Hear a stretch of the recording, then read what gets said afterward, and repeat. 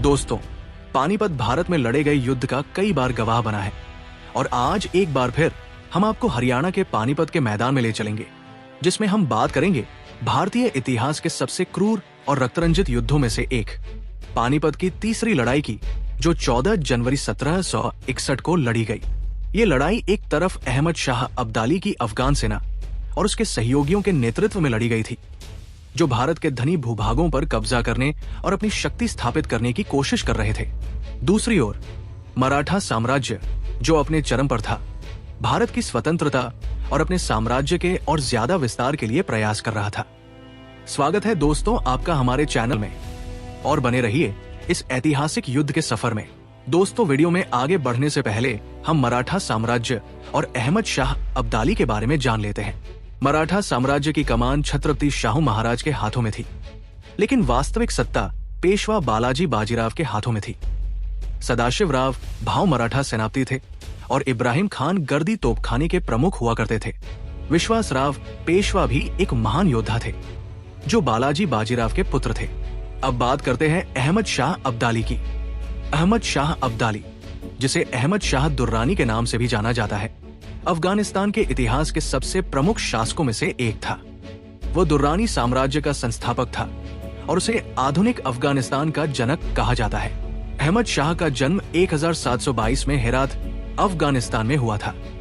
वो अब्दाली जनजाति का सदस्य था, जो पश्तूनों की एक प्रमुख जनजाति है। अपने युवा दिनों में उसने फारसी साम्राज्य के नादिर शाह के अधीन काम किया और नादिर शाह की सेना में एक प्रमुख सेनापति बना। 1747 में नादिर शाह की हत्या के बाद अहमद शाह अब्दाली ने खुद को अफगानिस्तान का शासक घोषित किया।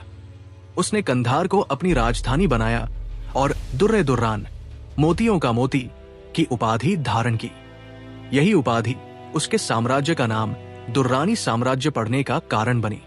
उसने ईरान, अफगानिस्तान, पंजाब, कश्मीर और भारत के कई हिस्सों में अपने साम्राज्य का विस्तार किया। अहमद शाह अब्दाली ने 1748 से 1767 के बीच भारत पर कुल 9 बार आक्रमण किया। अफगानिस्तान में आज भी उसे राष्ट्रीय नायक माना जाता है। मराठा साम्राज्य और अहमद शाह अब्दाली के बारे में जानने के बाद अब बात करते हैं पानीपत के तीसरे युद्ध के बैकग्राउंड के बारे में। 18वीं शताब्दी के मध्य तक औरंगजेब की मृत्यु के बाद मुगलों की सत्ता कमजोर हो गई थी और मुगलों का प्रभाव केवल दिल्ली तक सीमित रह गया। इसी सत्ता शून्य को भरने के लिए मराठा, जाट, राजपूत और अन्य शक्तियों ने अपनी स्थिति मजबूत करनी शुरू की। 18वीं शताब्दी में पेशवा बाजीराव प्रथम और उनके उत्तराधिकारियों ने मराठाओं का प्रभाव उत्तर भारत तक फैला दिया। 1758 में मराठा सेना ने अहमद शाह अब्दाली के गवर्नर को हराकर पंजाब पर कब्जा कर लिया। ये विजय मराठा साम्राज्य के विस्तार का प्रतीक थी, लेकिन ये अब्दाली के लिए चुनौती भी बन गई। मराठाओं का उद्देश्य मुगल साम्राज्य की जगह पूरे भारत में अपना वर्चस्व स्थापित करना था। अब्दाली ने 1747 से लेकर 1761 तक भारत पर कई बार आक्रमण किया। उसकी महत्वाकांक्षा भारत के समृद्ध क्षेत्रों पर कब्जा करने और वहां अपना साम्राज्य स्थापित करने की थी। 1757 में अब्दाली ने दिल्ली पर कब्जा किया और इसे लूटा, लेकिन मराठाओं ने 1758 में उसे पंजाब से हटा दिया। ये पराजय अब्दाली के लिए एक बड़ी चुनौती और अपमान था, जिसे वो किसी भी हाल में सहन नहीं कर सकता था। मराठाओं का तेजी से बढ़ता प्रभाव कई स्थानीय शक्तियों के लिए चिंता का विषय बन गया। नजीब-उद-दौला, रोहिल्ला नेता और अवध के नवाब शुजा-उद-दौला जैसे मुस्लिम शासक मराठाओं के खिलाफ हो गए। जाट और राजपूत शासकों ने भी मराठाओं का समर्थन नहीं किया, क्योंकि वे उनके प्रभुत्व को लेकर चिंतित थे। भारत का उत्तर पश्चिमी क्षेत्र, विशेषकर पंजाब और दिल्ली, अपने आर्थिक संसाधनों और व्यापार मार्गों के लिए प्रसिद्ध था। इन क्षेत्रों पर कब्जा करने का मतलब था समृद्धि और शक्ति। ये थे कुछ महत्वपूर्ण कारण जिनकी वजह से पानीपत का तीसरा युद्ध लड़ा गया था। अब बात करते हैं युद्ध के लिए मराठा और अब्दाली की तैयारी के बारे में। मराठा सेना की कमान सदाशिवराव भाऊ, जो पेशवा के चचेरे भाई थे, को सौंपी गई।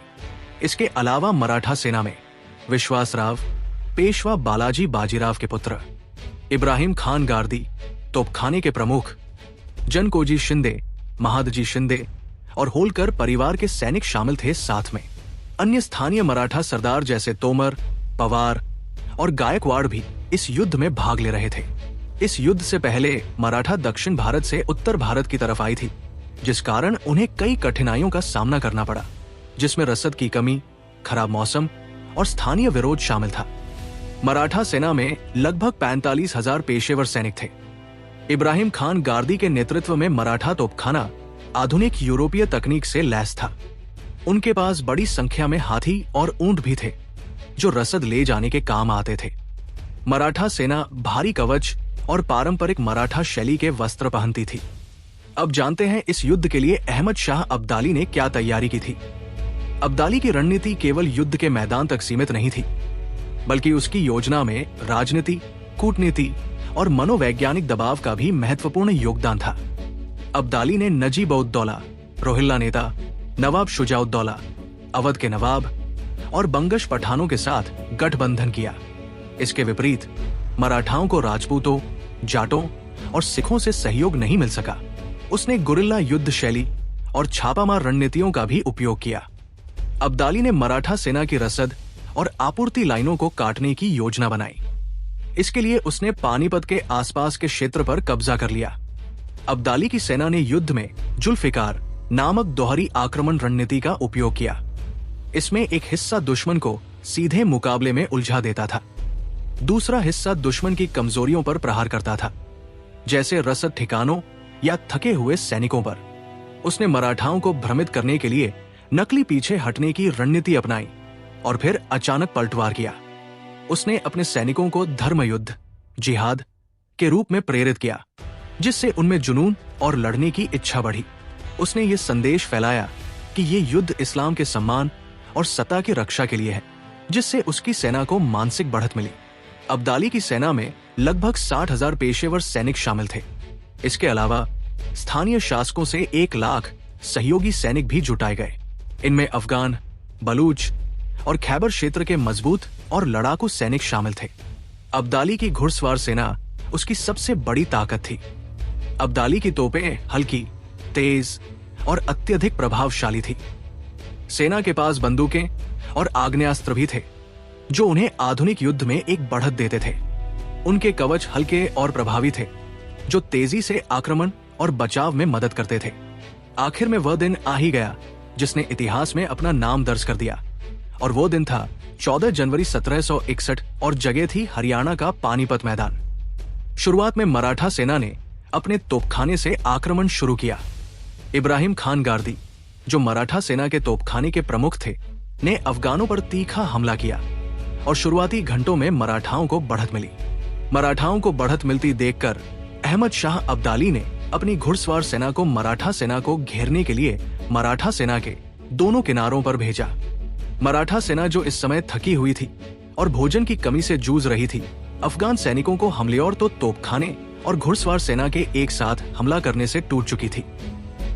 सदाशिवराव भाऊ ने आखिरी समय तक लड़ाई लड़ी, लेकिन वो अफगानों की विशाल सेना के सामने हार गए।